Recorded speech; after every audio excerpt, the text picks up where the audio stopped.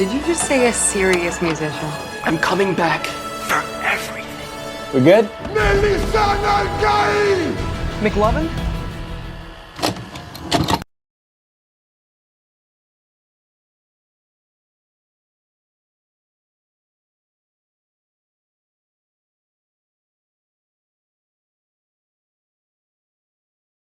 It's gonna be a hell of a night. Hell of a night. Hey, how's my extended family phase? It's very good. Keep your eyes on the road. Whether it's Christmas Eve, Easter, or July 4th, I'm always gonna look forward to the holidays with you all. Salami sticks again this year, right? They're a hit, Manny.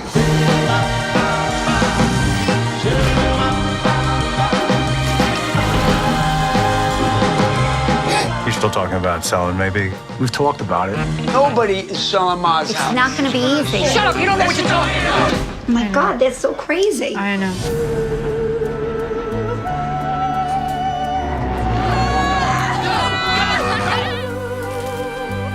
Now that you're over the hill, you pick up speed.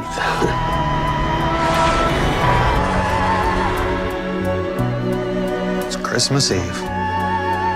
It's the night of angels.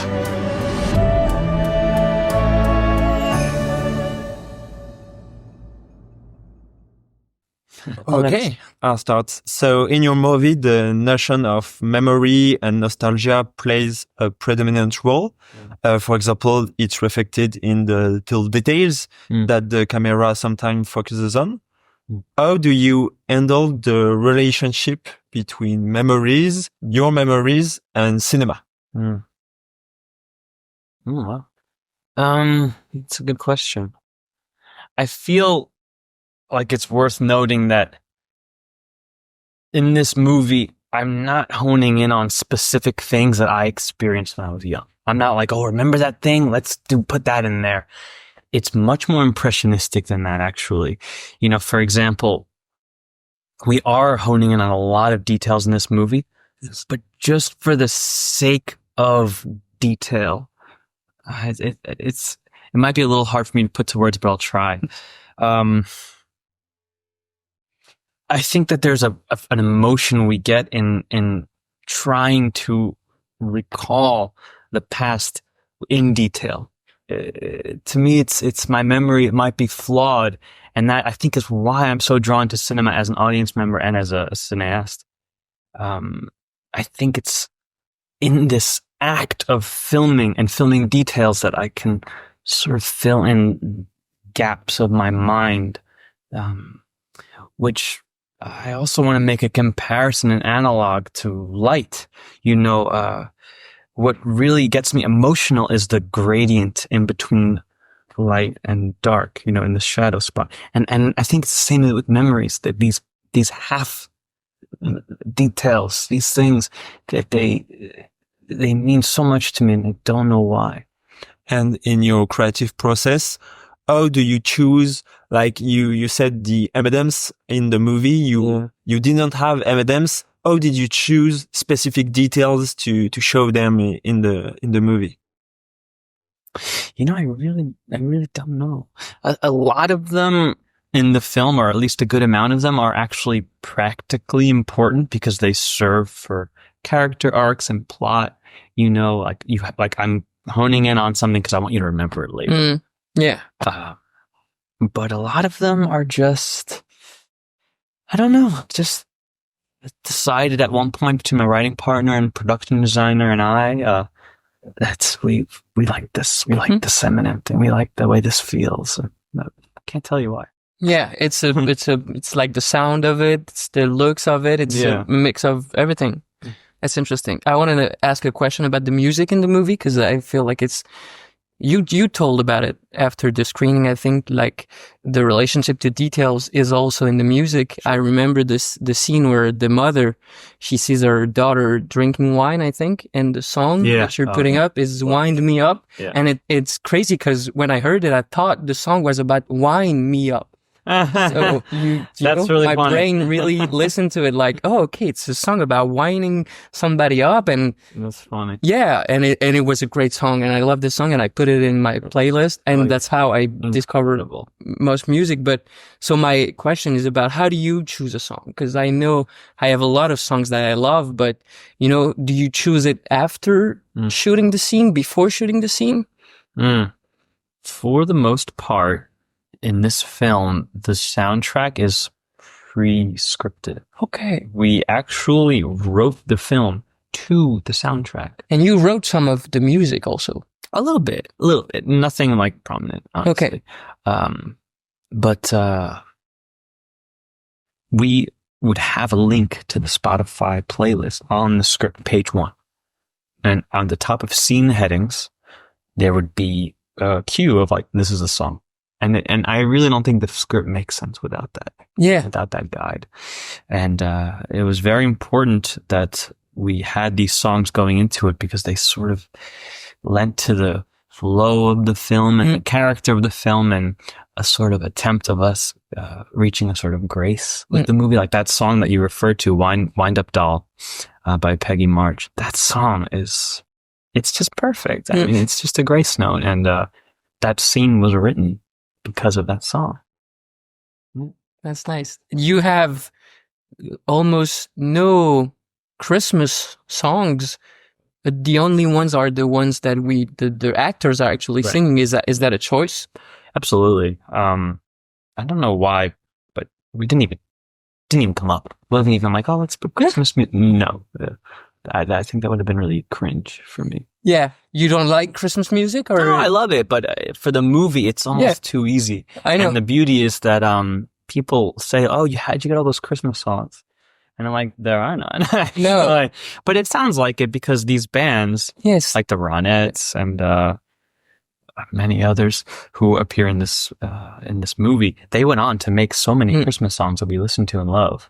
So we associate that era of music with Christmas. Yes, you have a Christmas sound in your movie in general. Yeah, not specific songs, but the movie and the music scream Christmas.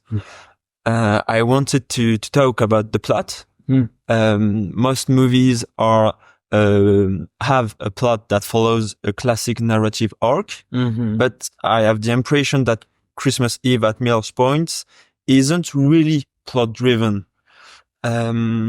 What's your process for writing, directing a film without being able to rely on a traditional narrative framework? You talked about the songs. Is there any other process for writing this movie? Yeah.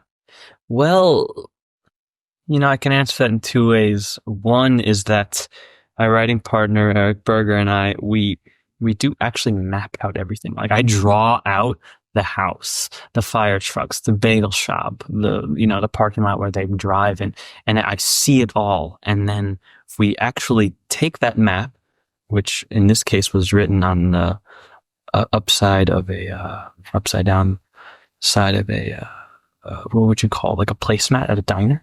Yeah. And a paper one. And we were sitting at the diner and we were drawing out the film, and within the house, I would leave a lot of space to have little bubbles and populate all the scenes, all the things that came to mind.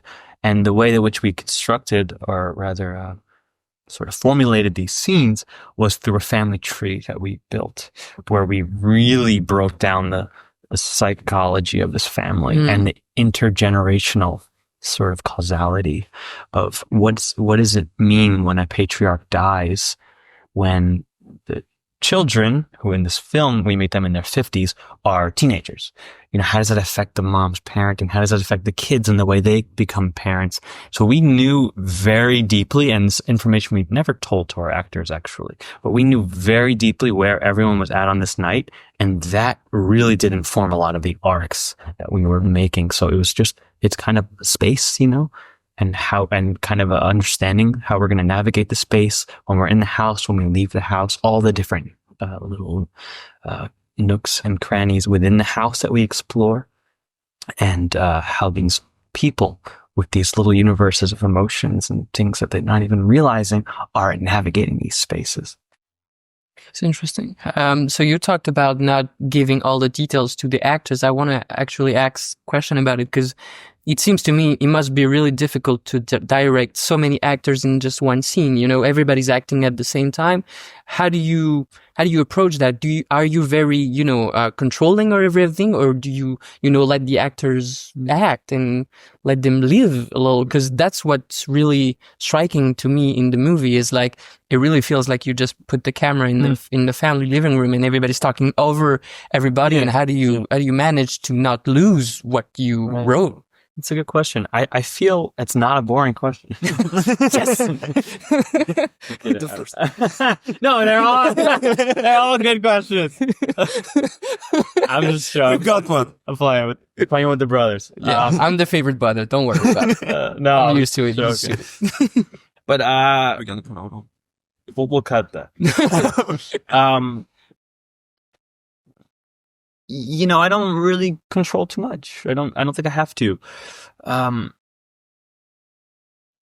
feel like there's just all the work is done before the shoot, like that doesn't include telling them their backstories, but it's just casting the right people and kind of getting the right vibe and out there, and then they're on and they're all just doing their thing. And if there's ever moments where I'm like, yeah, maybe you just kind of dial that back, that might happen. There's some attenuating that might take place, but I think it's just so much trust I have in these people to just do their thing, and they did it, and I loved it. And they did. And so my next question, which is kind of null, but I just want to ask it because you have a very different range of ages in your actors, because you have very, very young actors and you have very well-seasoned actors. So there's no difference for you in how you direct them, or is it? I don't know. The first scene that we shot in the whole shoot was this. I just noticed you have a Summit Ice jacket. Yeah, I do. You do have the reference. I love it. You know what? You might be the first person to notice it. Really? Yeah. In France, here. Yeah. Not in the US. Actually, in the US, it would be very rare for someone to notice a Summit Ice. Okay. 6 million Jews died, by the way. Yeah, I know. It's a lot. Anyway. What was the question? Where are we? What the fuck? You're in the podcast. That's it. You're in it. Sorry, we took you in. It was, You're part of the family now. We bought it 3 months ago. We knew. We made studies about you. We knew It's a trap from the beginning. That's pretty good. Wait, I earnestly can't remember what we were talking about. Young actors. Right. Yeah. So the first scene we were doing was the scene in the pink room. Yeah. Where they're all arguing, the 4 siblings. 2 of them have never in their lives acted before until that point. 2 of them are seasoned, amazing actors. I couldn't tell the difference. I couldn't. I mean, I was surprised. I didn't actually expect, I've worked on films with non-actors before, and I know, like, you kind of have to let them do their thing. They'll go off script, but let it, it's more natural if they're not on book. But somehow these people, who've never acted before were like, sharp. Like they were exactly on board. They were just killing it. And the 4 of them, I think they were just, there was something incredible in that room. I was blown away. Yeah, it must be exhilarating as a director to see that happen. It was so cool. I really feel like when I cast someone, I know I'm going to get a good performance because I know that I know we'll find the right note. I'm talking about non-actors. We'll find that. I know the notes you could do, and we'll get there, even if it means kind of chiseling away at all things that don't work. But I was so shocked up that like they were bringing like 10s, like, whoa, all this works. Like, wow, that's what you expect from a seasoned actor. So yeah, I don't know how that happened. It just kind of did. Yeah, maybe having seasoned actors to act with, it's like you elevate your game with the players you play with. So. Yeah. But every performance in this movie is actually really, really solid. It's Thanks. impressive. I think so too. I don't think there's any false notes. And with so many characters and actors, it's difficult. Yeah. So congrats. Thanks. It is. I think it is and it isn't, because I really feel like as I told you, I already know going in that like, oh, these people are beautiful and I can't wait to show them to everyone. Everyone's going to be so excited when they meet these people. Maybe this energy allows them also to... Yeah. I mean, my love for them is probably a big part of the equation, one that I'm not even really that aware of. But like other than that, it's just, them. I mean, they're awesome. And I know exactly how they're going to fit into it, just being them, and just let them be them. Yeah. I wanted to talk about the point of view in the movie. The movie starts with the point of view of the little kid, Andy, I think is his name. Yeah. I have the impression that the movie is like a spectator of all the scenes. The camera, I want to say the camera is a spectator, and Andy has also this role. Is not in any big arc or narrative plot of the movie. Is this a choice for this character? Yeah, I don't know. I feel like a lot of the characters are just on their way of changing, crossing these thresholds into different ages, going through transformation in life at their own. You know, everyone at every point in their life is like kind of leaving something and entering something, especially this character that you mentioned, Andy, who doesn't fit in with the younger cousins or the older cousins. He's like at this weird in-between age.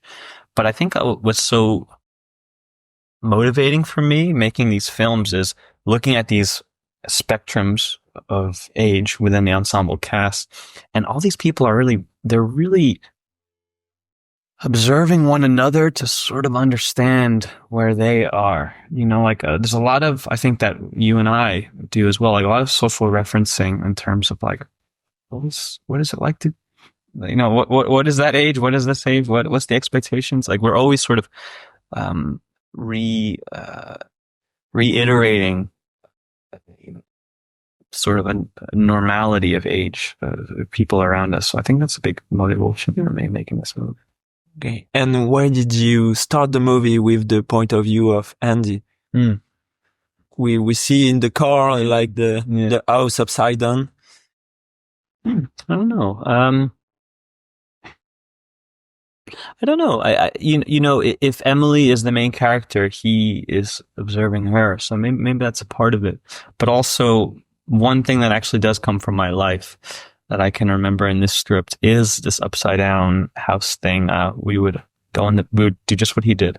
We would go in the back seat and look out the back window at the world, which became upside down. And it made the drive fun. And I think taking sort of a childlike perspective in the movie is a big, it's a big sort of significant gesture, because a lot of the childlike points of view, you watch them absent in the older characters. You know, they can't maintain this sort of fresh look at the world. Like that was a time when looking out of a window in the car was a ride. It was fun. You know, and the teenagers, they also have fun in those cars. But then look at the way the father drives, angry, bitter, you know. There's all these different perspectives that take place in this film, and I really think that many of them won't understand the others. And you said that the perspective of the kid is a bit inspired by yours.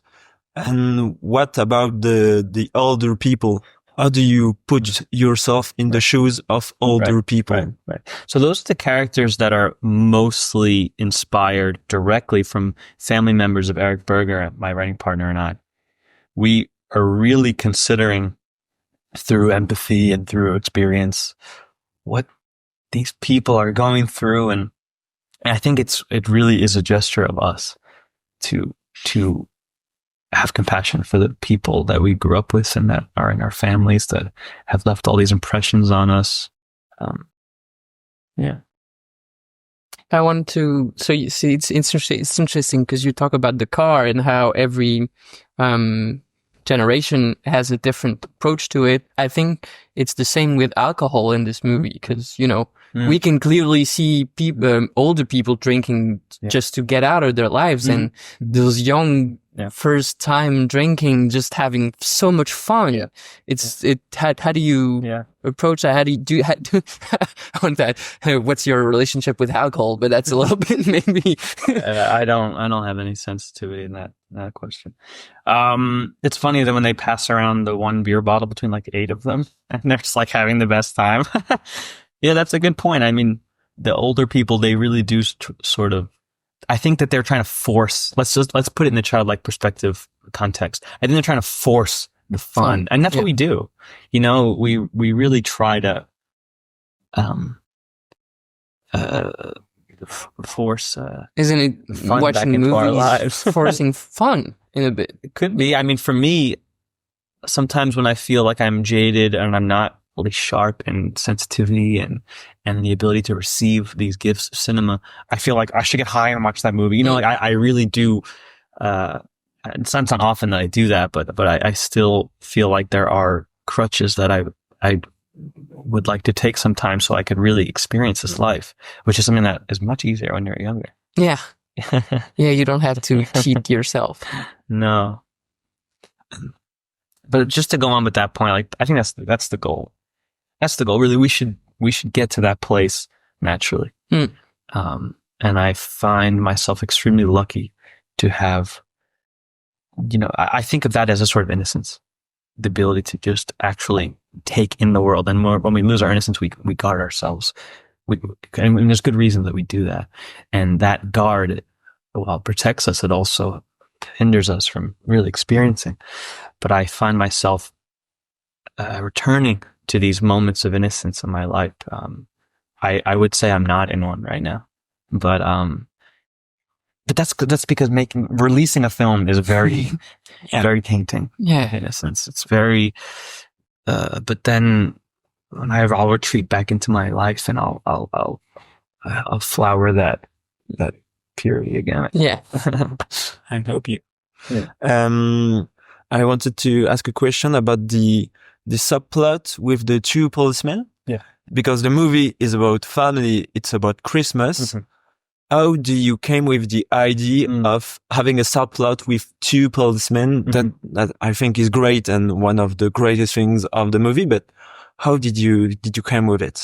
Right. Well, I mean, we were talking before about this map, right? Yes. The house and then the leaving house, blah, blah, blah. The policemen are outside the house. And I really think of this film as a game. It's very much a game. The house is like this womb. It's this family. It's this comfort. And there's so much to be gained from staying within that. You know, it's so protective. It's so reliable and it's warm, you know, but there's so much growth that can happen outside of that house. Like, there's so much fun and self-discovery. Like, it's hard to actually find the self within this house so much, because think about all the people around you who are sort of pinning you to previous versions of yourself, or sort of expecting you to be within this sort of commonality of the family. So you leave the house and now you could find a lot about yourself. It's pretty exciting, but it's also pretty scary because you can go too far actually, and you can rot, so to speak. And I have this character of Sawyer Spielberg who is the ultimate rotten self. And the thing is, when you start to leave the house, the game is the police can come get you and they'll take you right back home. It's kind of like a board game. They'll come and they'll bring you right back home. They're the ones protecting you from your own growth. But it's also difficult to leave the house and to come back to the house, because we see some characters that, you know, other characters don't want them. The new version of him isn't the version they want, and they don't accept it. And we see this with this character that is a firefighter. Mm-hmm.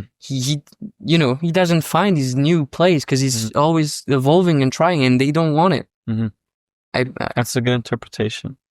We actually had an idea to have a character that left the family and never came back. It's too heavy for me, I think, but it would have been a good idea to have that just be part of it. You know, like someone who actually just left. during the No, like Oh. way before. And they years talk before. about- Just this Or sort they of like, don't talk about just this, maybe they would talk about it like in the style of Eric and I, they would talk about it for like a few lines of dialogue. Mhm. You'd be like, oh, what the fuck? And there'd be a picture and there'd be some reference. Mm. It was just too heavy, I think. At the end of the day, I really did want to make a movie that people could find to be a warm return each year, even though the sadness is sort of inevitable in the film. Yeah. So that's why the character at the end return to the house. This is the end of the game. Yeah. And she finds it's locked. Yeah. Game over. Est-ce que tu as une question supplémentaire sur le film? Ouais. Yes, can we ask a question about the festival of Deauville? That's the second time you came you come here. What is the importance and what role plays a festival in the development and producing process of an independent movie? Well, I think festivals are so tied to independent cinema because let's think of what dependent cinema is. It's studio cinema. That's a studio validates a film. Boom. Warner Brothers. Boom. Universal. That's a film that is accredited by all. Oh, it's Universal. Independent films don't have that. They need the festivals to get that. Boom, Cannes. Oh, okay. You know, they need this. And they need it to find the press who are going to say, great film. Oh, they said it was great film. And then now the industry could start leaning into it for distribution, for future collaborations, for the actors to be like, oh, you made that film that you were reviewed there and you played there. What's your next film? You know, the industry needs the festivals for independent films to, or should I say the independent films need the festivals for the industry to meet them. And you said earlier that you're here for all the week. Yeah. And I've read online that you came to Cannes, even a year when you didn't have a movie. To cheer that. Yeah. What is your relationships with festival? Like, I have the impression that you like to just hang around. Did you encounter some people? Did you meet some people? Yeah. So, I was editing Christmas Eve at Miller's Point in Paris last year, and my former distributors, ED in France, they offered me a pass to Cannes. And I said, well, that's a great opportunity. I'm here. Might as well go. And, you know, without saying too much, I think that trip is largely a big part of the reason why we played there, actually. Who knows? That's just speculation. But yeah, I wanted to check it out, and I had a great time. I saw a lot of good movies. And did you the questions we asked ourselves is it a place to meet also producers, people, because there is also other directors, or are you just there to watch movies? And I was there to watch movies. You know, I try not to be very sort of targeted in networking. I think that the best networking is just like, oh, we became friends. I like that person. And especially when it comes to producers, you know, like I find I really, really, it's very hard for me to like click with a producer. But Maybe we can be friends. But you're a producer. Yeah. It's hard for me to click with it. There's a lot of stuff going on. Okay. That's all okay. right. No, I'm kidding. No, I found my producer. Her name is Krista Minto, and she's an incredible producer. But I don't know. Producing is it's a dark art. It is, and directing is a white one, and it's the balance between it that makes it a good movie. Yeah. Yeah. Yeah, that's true. So, are you gonna see Megalopolis tonight? Yes, I. Oh, you lucky bastard! Why you can't get in? No.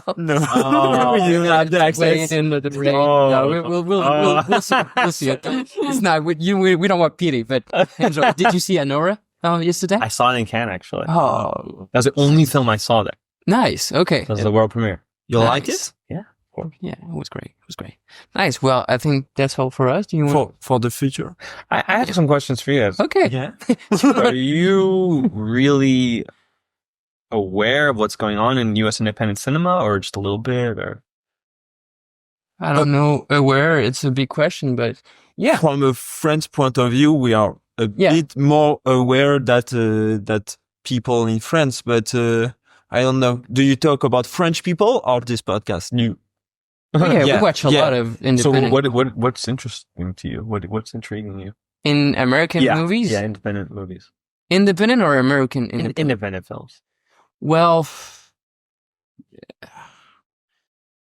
in France, we have a lot of independent movies, and I think that we grew up in the suburbs of Paris, and we had this little cinema, and it was they have like a thing here, which it's art and essay, which is like they only show independent movies. So when we went to the cinema as kids, it was independent movies right away. We didn't have, and we didn't have TV at home much, so we didn't watch, So we grew up with this kind of movies, and we can enjoy Marvel movies because we're young and it's fun and it's big, but we always had a connection with this. And, that's why we did the podcast also, because at home, that was the thing. You go to the movies and then you talk about the movies. And unfortunately, the big ones, the big movies, the big studio movies, you don't really have to talk about it afterwards, because everything is so, everything has been told to you. That's so funny and so true. I mean, but there's a lot to be spoken around with those. Yeah. Like the Barbie, for process. example, is like a real indication of our culture in the US. And also, I think it's because we have creative minds and creative minds. I do video essays, so I see in independent cinema some point of view, some messages, opinions that I don't see in Barbie, for example, and that it's interesting to train the mind to think about art and to think about culture more than the blockbusters. So I think we see ourselves in the process of making an independent movie more than when Marvel is doing a movie. Look at this podcast. It's clearly independent. Nobody's producing any of this. Well, before then we end this podcast, I want to know what filmmakers and films are really exciting you from the American independent. Because I'm just so curious. My favorite movie of all time is A Ghost Story from David Lowery. Yeah. So I also, Cool. yes, and Under the Silver Lake by David Robert Mitchell. That's I think, two best independent American movies from the past years. That's very cool. Yeah, and I have a tendency to go towards the Safdie brothers. Yes. Because, they're brothers. Wow. Good Time was like a shock when I saw it. And yeah, they are. And so they split up now, and everything they do is still kind of weird, kind of fun. Have you seen we were talking about the Summitites. Have you seen The Curse? Curse. Come on, it's crazy. It's yeah. weird. It ends up in a crazy way. And it's so memorable. Yeah. So I guess, yeah. That's what's yours? Yeah, what's yours? Favorite independent? Yeah. I mean, the Safdie brothers, I think, are the best ones working right now. You think so? Yeah. Of the newcomers. I thought There's a lot of other great filmmakers too. Yeah. Sean Baker is one of Sean Baker, It's fun. Um, The Safdie, yeah. I don't know how you I don't know what exactly, but there's There's an energy. yeah. There are, yes. Well, thanks a lot. Thanks. It was great. Thank you. Was it boring? A little bit. Yeah. It's supposed to be. Sorry. It's a podcast. Kidding. It wasn't boring. No, it wasn't boring. Thanks. Thanks.